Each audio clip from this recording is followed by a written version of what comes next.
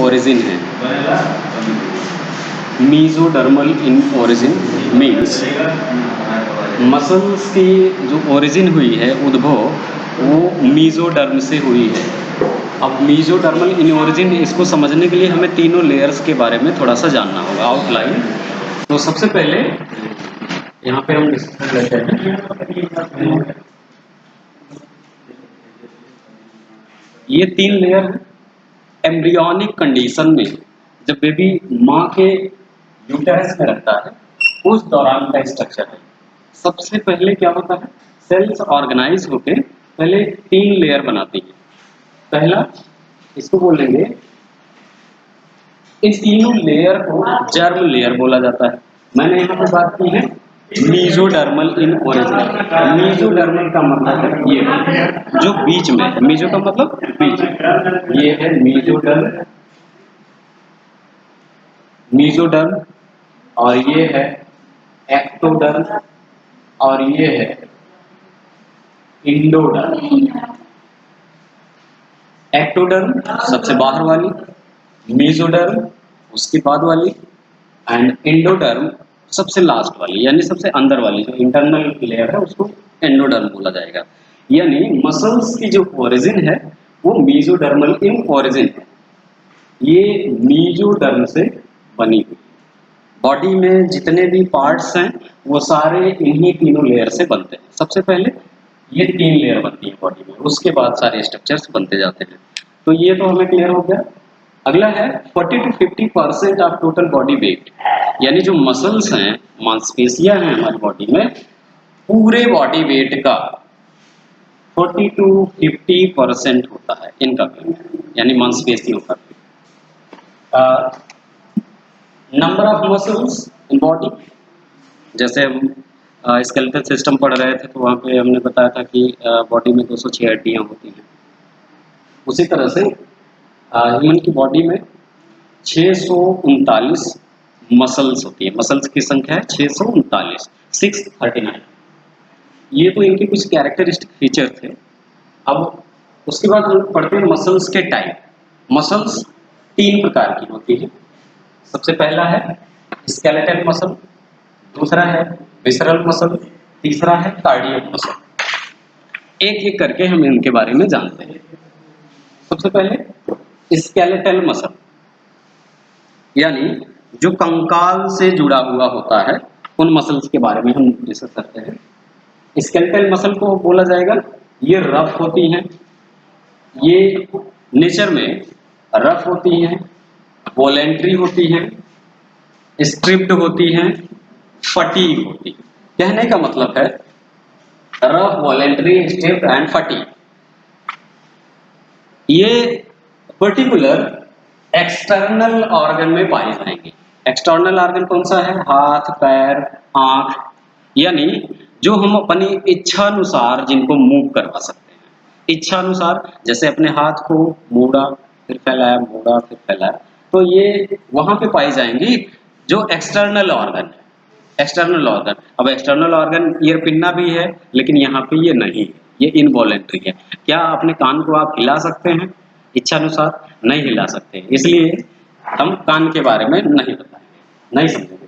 तो आंख, जैसे यहाँ पे लिखा है found in external organ such as hand, legs and eyelids, यहाँ पे आंख नहीं लिखा है, आईलिड्स लिखा है। यानी ये जो पलके हैं, पलके आंख के ऊपर जो ये लेयर है ऊपर और नीचे से, अब देखिए मान लीजिए आप ड्राइव कर रहे हैं, कोई कीड़ा डायरेक्ट आके आंख में घुसता, उससे पहले एक्टिव हो जाती है आंख, उससे पहले आंख एक्टिव हो जाती है। मतलब हमारी बॉडी की जो भी सेल्स हैं, आंख की जो सेल्स है वो एक्टिव हो जाएगी और ये अपने आप बंद हो जाएगी। हाँ, वो गलती से टचडी है कि पता लग है फिलहाल। तो ये इसका एग्जाम्पल है स्केलेटल मसल का। अब ये करता क्या है, help in locomotion, locomotion and movement, यानी चलने में और मुड़ने में ये हेल्प करता है। और स्केलेटल मसल पाया जाएगा एक्सटर्नल ऑर्गन्स में और हेल्प करेगा लोकोमोशन और मूवमेंट में। यहाँ पे एक टर्म मैंने लिखा है, ये देखिए फटीग। इन वॉलेंट्री का मतलब है ऐच्छिक, जिसको आप ऐच्छिक पेशियां बोलते हैं, यही है ऐच्छिक पेशी। स्केलेटल मसल को हिंदी में ऐच्छिक पेशी बोला जाता है। यहाँ पे लिखा है फटीग। फटीग का मतलब होता है थकान। फटीग का मतलब है थकान। कैसे कैसे जानेंगे कि फटीग क्या है? कोई व्यक्ति है जो प्रॉपरली घर पे रह रहा है, सिर्फ खा रहा है, सो रहा है और थोड़ा बहुत पढ़ ले रहा है। एक दिन ऐसा है कि उसको जो है खेत में भेज दिया जाए, खेत में भेज दिया जाए या उसको कंटिन्यूअस 2 किलोमीटर दौड़ा दिया जाए, तो आप देखेंगे कि जो पैर की जो मसल्स हैं, पैर की मसल्स उनमें क्रैम्प होने लगता है, दर्द, जैसे जिसको कहते हैं पैर फट रहा है। तो ये है फटीग यानी थकान। उसमें होता क्या है, उसमें जो पैर है आपका उसमें कुछ दूषित केमिकल जमा हो जाते हैं, जिसको बोला जाता है लैक्टिक एसिड। लैक्टिक एसिड यानी जितना तेज हम वर्क कर रहे हैं, एक्शन कर रहे हैं, जितनी तेज हम दौड़ रहे हैं, उतनी तेज हमें ऑक्सीजन नहीं मिल पा रहा है। और ऑलरेडी हम पहले से बैठे हुए थे, हमने मेहनत की नहीं, अचानक से हमें दौड़ा दिया गया, तो जाहिर सी बात है कि थकान आएगी। तो वही है फटीग। और जैसे ही आप मान लीजिए थक गए, पैर दर्द करने लगा, थोड़ी देर आप रिलैक्स हो जाएंगे, थोड़ा आराम कर लेंगे, तो फिर से वो सही हो जाएगा, यानी धीरे धीरे वो फिर से अपने स्थिति में आ जाएगा। तो ये है फटीग का मतलब। नेक्स्ट हम लोग बात करते हैं विसरल मसल की। ये विसरल मसल जिनको अनैच्छिक पेशियां बोला जाता है, यहाँ पे मैंने लिखा है इनको बोला जाएगा, जो विसरल मसल्स हैं ये स्मूथ होती हैं। स्मूथ यानी चिकनी मसल्स, हाँ चिकनी muscle, smooth, involuntary, unstriped, non fatigue. यानी ये जो मसल्स हैं, विसरल ऑर्गन की जो मसल है, पहले हम इसी बारे में जान लेते हैं। विसरल मसल मतलब, विसरल का मतलब होता है इंटरनल। विसरल मसल यानी इंटरनल ऑर्गन में जो भी मसल्स पाई जाती हैं उनको विसरल मसल बोला जाता है। अब विसरल ऑर्गन है कौन, इंटरनल ऑर्गन है कौन, जैसा आपका stomach, duodenum, liver, kidney, intestine, ये सारी विसरल ऑर्गन्स हैं। तो उनमें ये जो विसरल मसल है वो पाया जाएगा। तो इसको बोला जाएगा, ये स्मूथ होती है, इनवॉलेंटरी होती है, अनैच्छिक होती है। मींस हम इनको अपनी इच्छा अनुसार मूव नहीं कर सकते। ये आपकी इच्छा के जैसे, आपकी इच्छा के ऊपर काम नहीं करेंगे, ये अपना काम करती रहेगी, आपकी इच्छा हो या ना हो।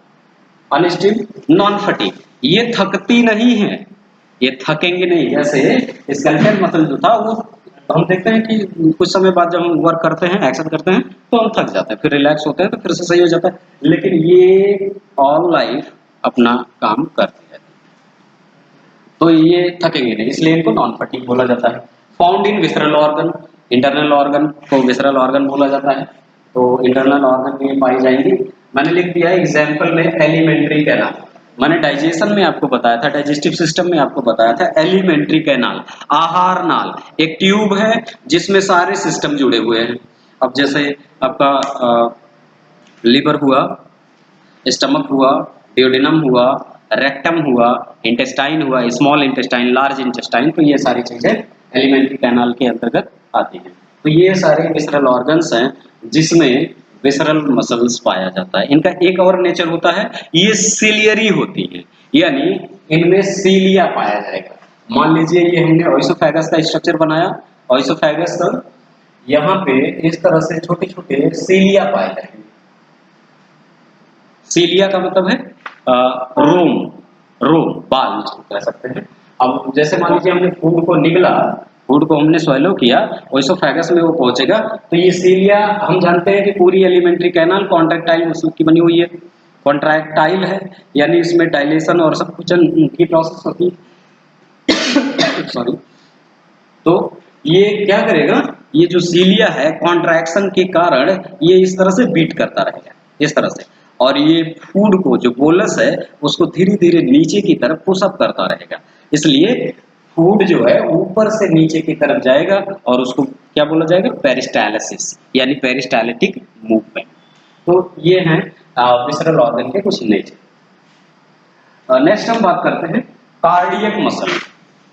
कार्डियक मसल मैंने 3 तरह का बताया था, स्केलेटल मसल, विसरल मसल जो कि हमने पढ़ लिया। नेक्स्ट है लास्ट कार्डियक मसल, यानी ये एक ऐसी मसल है जो पर्टिकुलर एक ऑर्गन में पाई जाती है, वो है आपका हार्ट यानी हृदय। हृदय में ही कार्डियक मसल पाई जाती है। नेचर में ये इनवॉलेंट्री है, ये मैंने लिख रखा है, नेचर में ये इनवॉलेंट्री है, मींस अनैच्छिक पेशी। कार्डियक तो है ही, लेकिन अनैच्छिक पेशी से मिलकर बनी हुई है, यानी आपकी इच्छा अनुसार ये काम नहीं करेगी। आप देखिए आपका जो हार्ट है वो ऑल लाइफ बीट करता रहता है, धड़कता रहता है, तो वही है। फाउंड इन हार्ट ओनली, केवल हार्ट में पाया जाएगा, अनैच्छिक होती है।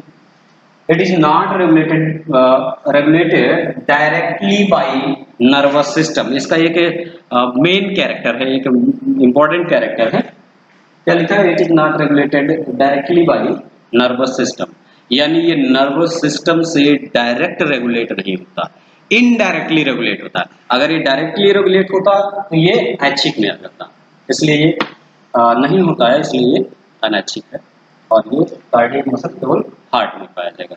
तो इस तरह से हमने आज मसल्स के बारे में डिस्कस किया। अब अगले वीडियो में हम लोग दूसरा टॉपिक डिस्कस करेंगे।